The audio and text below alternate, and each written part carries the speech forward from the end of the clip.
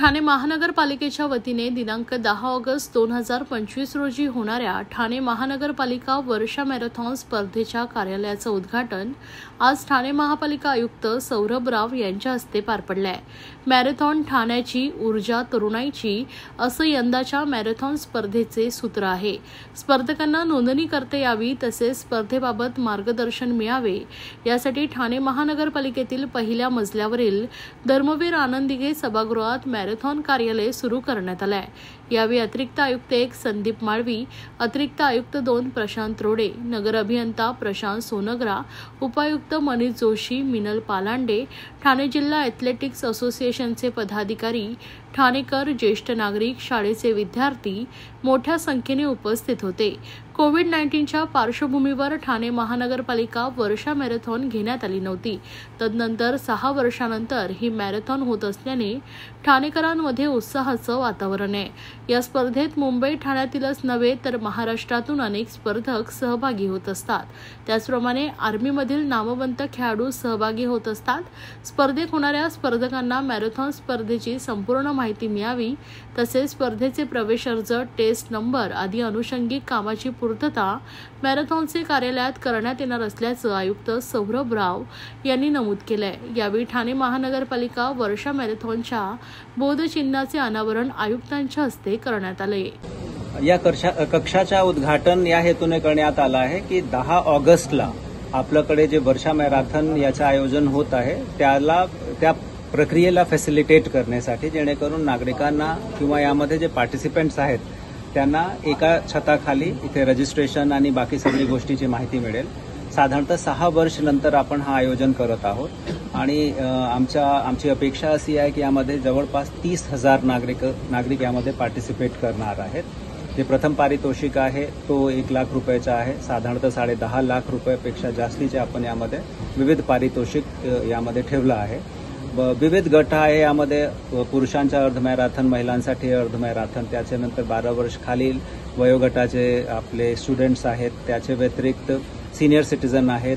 यावेळी आपण अधिकाऱ्यांचा गट केला आहे. तसेच आपले जे आजी माजी सन्मानित पदाधिकारी आहेत त्यांच्यासाठी सुद्धा आपण एक गट केला आहे.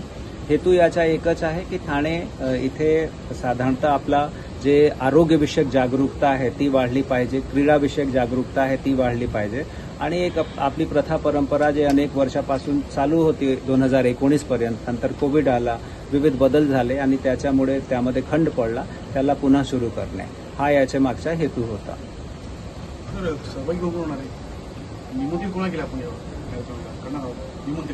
निमंत्रित जसा मी सांगितला, पार्टिसिपंट्स यामध्ये 30,000 पेक्षा जास्त आपले नागरिक आहेत. तसेच यामध्ये विविध सेलिब्रिटीज आहेत ते पार्टिसिपेट करणार. आपल्याकडचे जे सन्मानित पदाधिकारी आहेत तेही यामध्ये सहभागी होणार.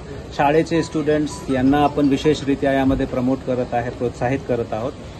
आता आपल्याकडे जवळपास 24-25 दिवस शिल्लक आहेत. यामध्ये print media, electronic media, social media याच्या माध्यमातून याच्याबद्दल आपण जनजागृतीही तयार करणार आहे. स्पेशल काय असणार आहे, खास असं काय असणार आहे का, वेगळं काय असणार आहे का? मॅरेथॉन 6 वर्ष नंतर होत आहे, हाच एक वेगळापण आहे यामध्ये. दुसरा, यामध्ये रूट सिलेक्ट करत असताना आपण फार सावध आहोत की रूटमुळे आपले वाहतूकला अडथळा नाही झाला पाहिजे आणि तसेच वाहतुकीमुळे जे आपले धावक आहेत त्यांना कुठल्याही प्रकारच्या इजा नाही पोहोचली पाहिजे, त्रुटी नाही राहिली पाहिजे. हा जे एकंदरीत आपला रूट आहे त्या संपूर्ण रूटची डागडुजी करणे, तिथे थोडासा सुशोभीकरण करणे, तिथे काही अतिक्रमण असेल तर तो काढणे, ही कारवाई सुद्धा महापालिका पुढील 2-3 आठवड्यामध्ये कंप्लीट करणार आहे. बजेट यामध्ये मुख्यतः आमचा जे कॅल्क्युलेशन आहे, मोठ्या प्रमाणावर आपण जे प्रायोजक आहेत त्यांना आपण यामध्ये प्रेरित आणि प्रोत्साहित करत आहोत समावेशित होण्यासाठी. महापालिकेकडून फारसा आपण निधी यामध्ये खर्च करणार नाही.